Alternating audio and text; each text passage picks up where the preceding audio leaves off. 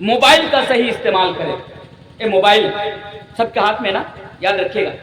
اس mobile کا سب سے غلط استعمال کرنے والے لوگ کون ہیں؟ اس موبائل کا سب سے زیادہ غلط استعمال آج نوجوان طبقہ کر رہا ہے.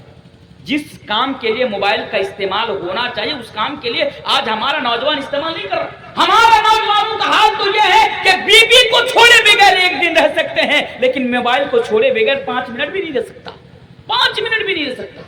میرے بھائیو آج نوجوانوں کا ہی حال ہے. اس لیے میرا لاسٹ پیغام ہے نوجوانوں کے تعلق سے کہ آپ, اور میری مائیں بہنیں اگر آپ بھی سن رہے تو آپ بھی اس کو سنیے کہ آپ موبائل کا صحیح استعمال کریں. یقیناً یہ موبائل اللہ تبارک و تعالیٰ کی طرف سے ہمارے لیے اور آپ کے لیے بہت بڑی نعمت ہے. میرے بھائیو اس نعمت کو آپ زحمت نہ بنائیں, موبائل کا صحیح استعمال کریں. میں نے تو بارہا اس بات کو کہہ چکا ہوں کہ دیکھیے جنت میں کون جائے گا, جہنم میں کون جائے گا, یہ تو اللہ کے علاوہ کوئی نہیں جانتا, لیکن شرط وہ صاحب ایمان ہو, ایمان والا ہو. لیکن میرے بھائیو کل قیامت کے دن خدا نہ خواستہ اگر ہمارے نوجوانوں کو جہنم کے اندر جانا پڑے تو ان وجوہ میں سے ایک وجہ میرے بھائیو یہ موبائل فون ہے. موبائل فون کے غلط استعمال کرنے کی وجہ سے ہمارا نوجوان طبقہ ہو سکتا ہے کہ کل جہنم کے اندر جائے. اس لیے میں نوجوانوں کو یہ پیغام دے کر جا رہا ہوں کہ آپ موبائل فون کا صحیح استعمال کریں. آپ موبائل فون کا غلط استعمال کس طرح کر رہے ہیں؟ ایک دو ادھارن, ایک دو مثال.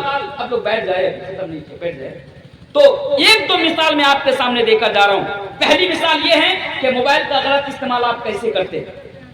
آپ فیس بک چلاتے ہیں, سب کے پاس فیس بک اکاؤنٹ ہے, آپ فیس بک چلا رہے ہیں. فیس بک چلاتے چلاتے آپ کو کوئی چیز پسند آ گئی, مثلا کسی لڑکی کی تصویر آپ کو پسند آ گئی, ایشوریہ رائے کی تصویر ہے, کٹرینہ کیف کی تصویر ہے. اب آپ اس کو بہت زیادہ چاہتے ہیں, یعنی آپ اس کو لائک کرتے ہیں. اب وہ تصویر جس سے بے حیائی کو پروسی جا رہی ہے, وہ تصویر جس سے لوگوں کی نیت خراب ہو سکتی ہے, آپ اس تصویر کو کیا کرتے ہیں, اپنے فیس بک اکاؤنٹ سے اس کو شیئر کر دیتے, اس کو پھیلا دیتے. میرے بھائیو یہ موبائل کا مس یوز ہے. اب غلط چیزوں کو فیس بک کے ذریعے سے نہ پھیلائیں. ایک فلم کا پارٹ آیا, آپ نے اس کو شیئر کر دیا. ایک گندی ویڈیوز آپ کے سامنے آئی, آپ نے اس کو شیئر کر دیا, دوستوں میں اس کو ٹیگ کر دیا. میرے بھائیو یہ غلط طریقہ ہے, آپ ایسا ہرگز نہ کریں. یاد رکھیے اگر آپ ایسا کریں گے تو آپ کے لیے دنیا میں بھی دردناک عذاب اور آپ کے لیے آخرت میں بھی دردناک عذاب ہے. اللہ تبارک و تعالیٰ قرآن کریم کے اندر ایک جگہ بیان فرماتا ہے, ان الذين يحبون ان تشيع الفاحشة في الذين آمنوا لهم عذاب أليم في الدنيا والآخرة. اے لوگوں سنو, موبائل کے ذریعے سے غلط چیزوں کو عام کرنے والوں, موبائل کے ذریعے سے غلط چیزوں کو شیئر کرنے والوں, پھیلانے والوں, اے لوگوں اللہ تو یہ بیان فرماتا ان الذين يحبون ان تشيع الفاحشة فی الذین آمنوا لهم عذاب علیم فی الدنیا والآخرہ. ایسے لوگوں کے لیے دنیا میں بھی دردناک عذاب ہے اور ایسے لوگوں کے لیے آخرت میں بھی دردناک عذاب ہے. اس لیے میرے بھائیو موبائل کا صحیح استعمال کریں, موبائل کا غلط استعمال نہ کریں, اور موبائل کے ذریعے سے گندی چیزوں کو عام نہ کریں. یہ پہلی چیز. دوسری چیز کیا, موبائل میں ہر ایک علماء کی تقریر نہ سنا کریں. بہت اہم پیغام آپ کے سامنے دے کر جا رہا ہوں. کیا کرتے ہمارے سماج میں دیکھتا ہوں, کبھی دکان وغیرہ پر بیٹھتا ہوں تو دیکھتا ہوں ان کے موبائل میں ایک تقریر چل رہی ہے, ایک تقریر. حالانکہ وہ جو تقریر کرنے والے ہیں وہ غلط چیزیں بیان کر رہے ہیں, اس میں عقیدے کی غلطی ہے, اس میں منہج کی غلطی ہے, اور جو بیان کر رہا ہے وہ قرآن حدیث تو دور اپنے باپ دادا کی بات کو بیان کر رہے ہیں, مسئلہ بیان کر رہے ہیں, اور ہم اس کو سن رہے ہیں, ہم اس کے فین بن چکے. میرے بھائیو اگر آپ ان علماؤں کی تقریریں سنیں گے تو یقیناً اس میں کوئی بات دور کی بات نہیں ہے کہ آپ کا عقیدہ نہ بگڑے گا, آپ کا منہج نہ بگڑے گا میرے بھائی, کیونکہ آپ اس کے فین ہو چکے. آج ہمارے سماج میں ایسا ہوتا, ہمارے گاؤں کی میں بات کر رہا ہوں, ایک لڑکا, نوجوان لڑکا, تعویذ سمجھ رہے, تعویذ لڑکا ہے وہ ہاتھوں میں. میں نے دیکھا, میں نے ان سے کہا کہ بھئی یہ شرک ہے. من تعلق تمیمۃ فقد اشرک, یہ شرک ہے. میں نے کہا یہ بہت بڑا گناہ ہے. شرک کے بارے میں میں نے ان کو سمجھایا, بتایا کہ یہ بہت بڑا گناہ ہے, تم اس کو چھوڑ دو. تم بول رہے ہو کہ گناہ ہے, پھر میں موبائل میں سن رہا ہوں, بول رہا ہوں اس میں کوئی حرج کی بات نہیں, آپ تعویذ پہن سکتے, تعویذ لگا سکتے.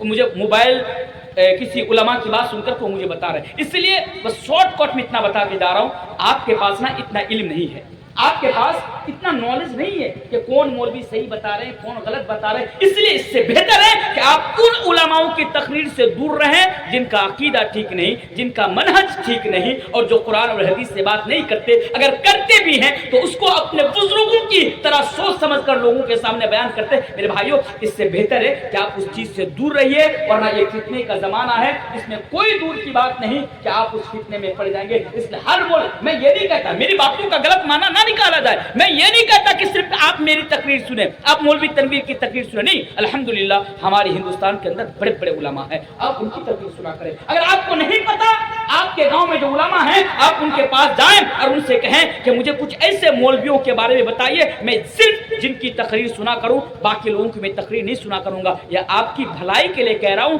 تاکہ آپ کا عقیدہ نہ بگڑ جائے، آپ گناہوں کے دلدل میں نہ چلے جائیں، آپ ان لوگوں کے جو شرکیہ عقائد یا شرکیہ باتیں جو بیان کر رہے ہیں کہ آپ ان میں نہ پڑ جائیں، اس لیے میں آپ کے سامنے یہ بیان کر کے جا رہا ہوں۔ مثلا ایک تو اور مثال دے دیتا ہوں، میں کل ہی ایک تقریر سن رہا تھا موبائل میں، کل ہی ایک تقریر سن رہا تھا موبائل میں، وہ مولوی صاحب کیا بیان کر رہے ہیں معلوم؟ ہمارے مسلم نوجوان طبقہ اسے بھی سنتے ہیں، کیا بیان کر رہے ہیں؟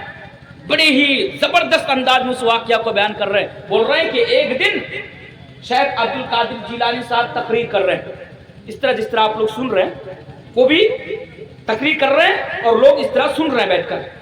اچانک اگر آپ کو کسی کو اگر لگتا ہے کہ میں غلط بول رہا ہوں، میرے ویڈیو میں اس کو میں سیو کر کے رکھا ہوں، آپ آگے دیکھ لیں گے، تو اس نے اچانک ہاتھ کو آگے بڑھایا، یہاں سے ان کا ہاتھ بھیگ گیا، پوری طرح ان کا ہاتھ یہاں سے بھیگ گیا۔ اب سامعین جو سامنے بیٹھے ہوئے تھے، وہ جو لوگ تھے، ان لوگوں نے کہا کہ حضور یہاں تو پانی کا دور دور تک کوئی لینا دینا نہیں ہے، پھر آپ کا ہاتھ کیسے بھیگ گیا؟ تو اس نے کہا، عبد القادر جیلانی نے کہا کہ چپ رہو اور جو میں بیان کر رہا ہوں اسے سنو۔ لوگ خاموش ہو گئے، وہ تقریر بیان کرنے لگے۔ کچھ دیر کے بعد، یعنی 4 گھنٹے کے بعد، وہ بتا رہے 4 گھنٹے کے بعد ایک قافلہ آیا جو پانی میں بالکل بھیگے ہوئے ہیں، جتنے بھی لوگ آئے، کچھ لوگ آئے اور وہ لوگ پانی میں بھیگے ہوئے ہیں۔ لوگوں نے کہا بھائی نہ بارش ہو رہی ہے، نہ آس پاس کوئی پانی ہے، پھر یہ لوگ کہاں سے بھیگ کر آ رہے ہیں؟ لوگوں نے پوچھا کیا بات ہے، تم لوگ کہاں سے بھیگ کر آ رہے ہو؟ تو ان لوگوں نے جواب دیا کہ آج ہم لوگ جو ہے کشتی میں سفر کر رہے تھے، تو ہماری کشتی ڈوبنے والی تھی، ہم نے عبد القادر جیلانی کا نام لیا، ان کو پکارا کہ اے غوث پاک آپ ہماری مدد کیجئے۔ عبد القادر جیلانی نے ہاتھ آگے بڑھایا اور ڈوبتی ہوئی کشتی کو اوپر اٹھا لیا۔ نعوذ باللہ من ذالک، یہ موبائل میں بیان کیے جا رہے ہیں۔ اگر ایک عام انسان اس واقعہ کو سنے گا تو میں بھی اس کے اوپر ہو سکتا ہے کہ یہ بات اثر کر جائے۔ یہ شرکیہ عقائد ہے، بچانے والا صرف ہمارا اللہ ہے، غوث صرف ہمارا اللہ ہے، مدد کرنے والا ہمارا اللہ ہے، ان کے بارے میں یہ بھی بیان کیا جا رہا ہے۔ موبائل میں کیا بیان کیے جا رہے ہیں؟